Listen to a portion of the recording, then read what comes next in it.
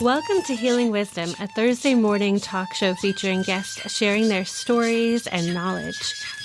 We discuss the healing aspects of the arts, metaphysics, social justice, and adventure through all types of terrain. So join me, Pandora Peoples, here on WOMR 92.1 FM in Provincetown and WFMR 91.3 FM in Orleans. We're streaming worldwide at WOMR.org. My guest this morning is two-time Juno Award-winning Canadian singer-songwriter Kiran Ahluwalia. Her new single, Dil, was first debuted as part of NPR's Tiny Desk Global Fest. Kiran's new album, Comfort Food, will be coming out April 2024.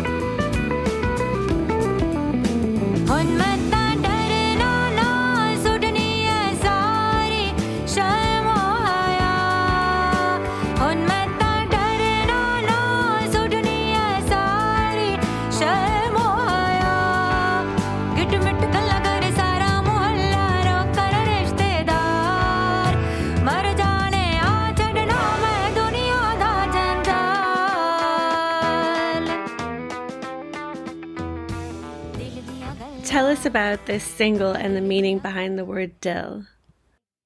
Okay, well, Dil is a very hard word to translate into any other language because it's a part of you that doesn't physically exist. So Dil is something that is a mixture of your heart and your brain and your soul and your desire. Like it's all of that put together. So anatomically, that organ doesn't exist. It's like, a little bit of this organ, a little bit of that organ, a little bit of desire, which is not even an organ. And so like, if you say like, mera dil keh raha hai ki main apple khaun, like my dil wants me, my dil feels like having an apple. So it's just like a mixture of everything of you that wants that. So Dil is translated as heart in English for convenience sake. I wrote the song about throwing away shame because as Indian women, we are often like taught right from the get-go when we're little girls that it's a good thing to have shame. And I'm not talking about shame about doing something wrong. I'm just talking about shame for desires. And, as women, we're often, at least in India, taught that, actually even in the world, that no one quite comes out and says that women's desires should be paraded, the way men parade their desires. And so in my life, I have had to fight that shame off. And so the song is about throwing away, about discarding, about casting away my shame, because shame gets in the way of my desires. And I'm saying in the song that I'm going to take the hand of my beloved and parade my love, no matter what the neighbors say. physical desire is treated differently than men's physical desire. I mean, can you imagine if it was Hillary Clinton who had done something physical with a male intern, or had like a sex problem and was addicted to sex? Like, would anyone even still talk about her as running for president? No. And just also in like when I was in university, I remember that I went to university in Canada, and whenever we had a party, like the boys would just talk normally about what happened, but then like, you know, say a guy went to bed with a girl, it was always the woman, if she was leaving, had to do the walk of shame in the morning, you know, like it was actually literally called walk of shame. I don't know if it's called that anymore in dorms or not, but Can you tell us about the culture around the Punjabi language? so Punjabi in itself, Punjabi is a language. So India has more than 22 official languages. Like I think it's 24 or 25, maybe 26 official languages, which means like if you have a 20 rupee bill in those like 22 or more different languages, it will say this is legal tender for 20 rupees. Like literally official languages, you know? And Punjabi is one of those languages. And I forget last count how many religions India has, but it has a lot of religions. Hinduism being the majority religion. Of course, there's Islam, there's Christianity, there's Buddhism, there's the Baha'i faith, Jainism, and Sikhism. Growing up, I am a member of the Sikh faith. That's spelled Sikh. And so now the language Punjabi is definitely spoken by Sikhs. So Sikhs definitely all speak the Punjabi language, whether they're in India or across the border in another country called Pakistan. They speak Punjabi. So Sikhs speak Punjabi, but you can also belong to the Hindu religion and speak Punjabi, or you can belong to the Hindu religion and speak like Bengali, or speak Marathi, or speak just Hindi.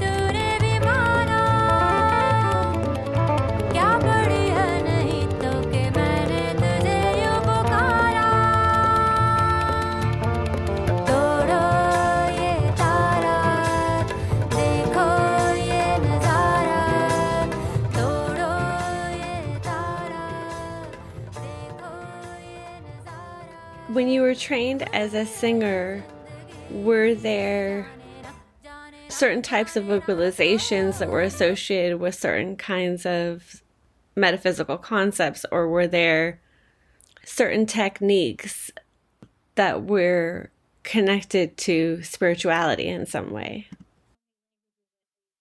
spirituality, I think, is different than religion.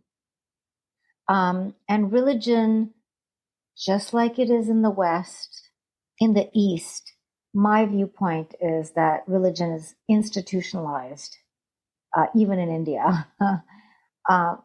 And so, to me, religion is different than spirituality.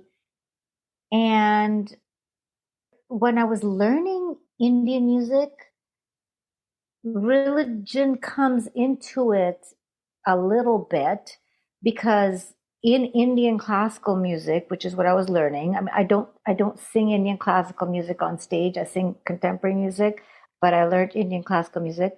So in Indian classical music, a lot of the compositions that are centuries old are about Hindu mythological gods. So it comes into it that way. And I remember my teacher, not in India, but in Toronto, Canada, when I was just in high school, my Indian music teacher, because I would learn after high school, I would go to her and learn. I remember her saying that my voice needs to be so good. I need to be such a good singer that I need to wake up Lord Krishna from his slumber. And, he needs to hear my voice. Like that's the mark of how good I should be. So religion definitely comes into it in that way. But I would say spirituality is something that we all have to find on our own. Definitely spiritually, I feel that, we're all one. We're all one. My own spirituality comes out in my music, but I wouldn't say that that's something I've learned with my Indian classical upbringing. It's something I've learned just being a human being. I think it's fascinating that different cultures have different ways of singing, though, and the Indian style singing is just such a different flavor and such a different feeling. There's something there that we miss in just Western pop music. Thank you. Would you like to talk about how did you grow up? Did you grow up in a house where there was music, or is this something that you came to later on? I did grow up in a house with music. I'm an only child. My parents were both hobby singers, but it wasn't just any old hobby. They were pretty passionate and serious about their singing.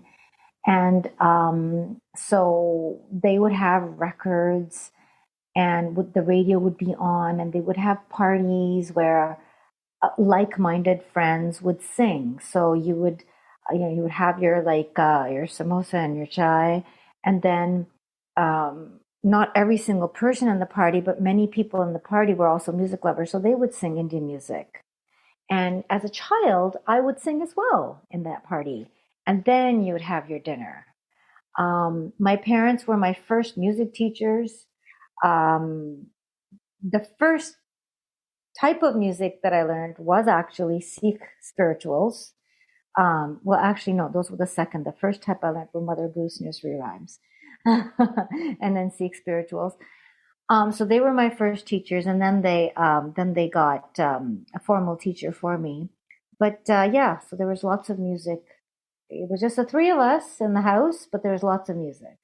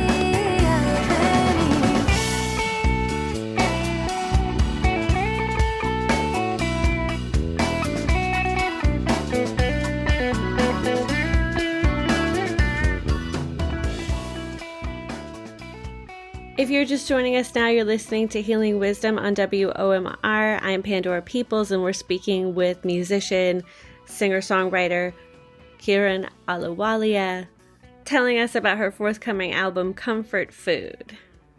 So there are some lighthearted songs in Comfort Food, like Dil, which is a single I just released, is going to be in the album Comfort Food. And there's other fun songs, like there's a song called Pancake, which is, I wrote it as a Punjabi folk song, and I sing pancake in my Punjabi accent. I sing like pancake. And it's a song about finding love over pancakes. So there are a few lighthearted songs. The bulk of the album is my healthy way of being an activist. And a lot of the songs talk about cultural intolerance. And it's something that's close to my personal experience. I was born in India, brought up in Canada. My dad wore a turban. And so I definitely experienced cultural intolerance while growing up in Canada. And although I want to say that the majority of Canadians are warm-hearted people, there's the few that aren't. And now, just the world over, I feel like cultural intolerance is such a like a soft term for what is really cultural hatred. And so there are songs that are reminding all of us that if I cut myself and if I cut you, it's the same shade of red that comes out of us. It's the same red blood we all have. Our tears are the same salty tears, and we come from one root. And how can we call ourselves humans if we don't even possess humanity? So these are the themes to a lot of the songs, which I have, still written in a pop kind of a sensibility. Not Western pop, but it's Indian music, but with definitely influenced by modern sounds. You have this repetitious chant in Dil, and do you know what I'm talking about? It's like yeah. So is it just like nonsense, or are there words in there? Nope, it's made up, but it's that part. It's a traditional Punjabi thing. In Punjabi folk music, they have it. It's like it's a traditional part of Punjabi folk music, and so I picked it up and sang it in a slightly different intention. Just the way I used my voice was a little different, but yeah, it's always there. Yeah. So is there any kind of shamanic approach that you've encountered? What you would call like or healing tradition in the Punjabi singing, in the folkloric music? Healing tradition? I mean, Sikh spirituals are healing for me. Like when our places of worship are called gurdwaras, the Sikh gurdwaras. And that kind of music is spiritual. But have I encountered, I really haven't encountered that much spirituality while learning the music. I mean, India right now is plagued by Hindu fundamentalism, where Muslims are being marginalized. So that's politically what's happening in India. And so even when I was learning in India, which was from early 1990, was from 1990, this Hindu fundamentalist streak was rising in India. So I was there when it was happening. And you're going to be surprised when I say this, but people that I was meeting in the Indian music tradition was not actually where I was getting any spirituality. That song, Dil, is written in the style of Punjabi folk music, which is often called Bhangra. Mm-hmm. And Bhangra is also a dance. So it's a style of Punjabi music, but it's also a style of Punjabi folk dance. And the very first step of Bhangra, it's a very high energy cardio dance. But the very first step of Bhangra is to smile. And when I go to my Bhangra classes, I definitely smile because there's a certain joy in the music. So that's exactly, I'm really surprised. That's really, not so pleasantly surprised that that's what you're picking up on, because the wahu wahu wahu it's an unleashing of joy. Very cool. Very, very cool. That's awesome. Thank you so much, Kiran Ahluwalia, for joining us today talking about your music.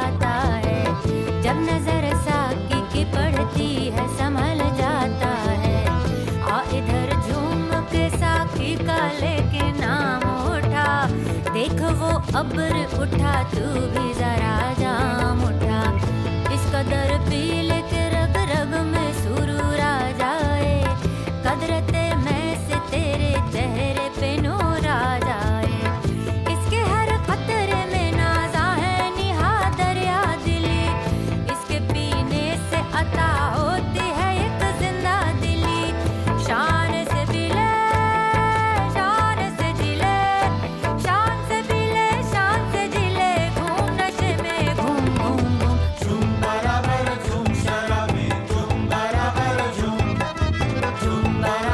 झूम शराबी झूम बराबर झूम काली घटा है मस्त फिजा है काली घटा है मस्त फिजा है जाम उठा कर घूम घूम घूम झूम बराबर झूम शराबी झूम बराबर झूम शराबी झूम बराबर झूम झूम बराबर झूम शराबी झूम बराबर झूम शराबी झूम बराबर झूम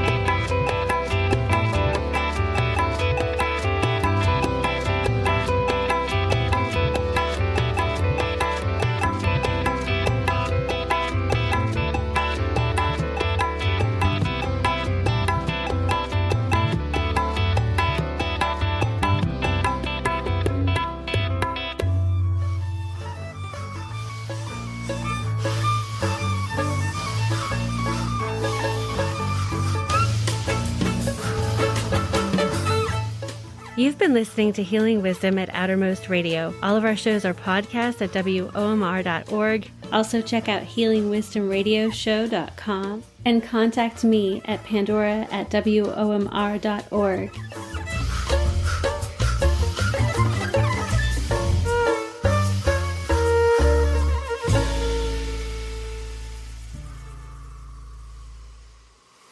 Our theme music is provided by Mason. You can find her website at masonmusic.com. That's MAESYN.